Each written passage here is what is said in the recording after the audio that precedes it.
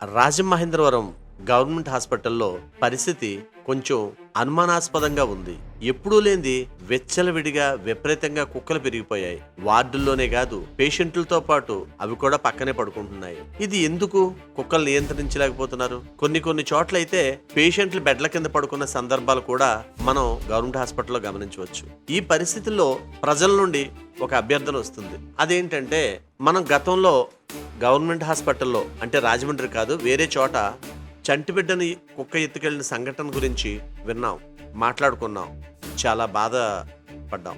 అదే పరిస్థితి ఇక్కడ వస్తే ఏంటి, జరగరానిది జరిగితే ఏంటి, కుక్కలని లోపలికి ఎలా అలౌ చేస్తున్నారు, ఏ విధంగా వస్తున్నాయి, వాటికి ఏదైనా సెక్యూరిటీగా ఒక మెష్ లాంటిదో లేకపోతే ఒక డోర్ లాంటిదో పెడితే లోపలికి కుక్కలు వచ్చే పరిస్థితి ఉండదు కదా అనేది ప్రజల మాట. చంటి పిల్లలు తిరుగుతున్నారు హాస్పిటల్లో, అక్కడ కుక్కలు స్వైర విహారం చేస్తున్నాయి. మరి అధికారులు ప్రజల యందు దయ ఉంచి ఈ కుక్కల విషయంలో తగు చర్యలు తీసుకోండి. కుక్కల్ని ఏమీ చేయమని చెప్పేసి మేము చెప్పడం లేదు, మీరు ఏమైనా పడండి, కానీ వార్డుల్లోకి, హాస్పిటల్ లోపలికి కుక్కలు రాకుండా చూడండి. ఇది ప్రజల అభ్యర్థన.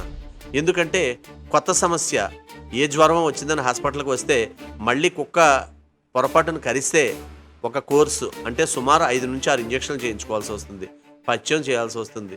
పైగా హాస్పిటల్కి వచ్చేవాళ్ళు కూడా ఈ కుక్కల పట్ల భయం వ్యక్తం చేస్తున్నారు, ఆందోళన వ్యక్తం చేస్తున్నారు.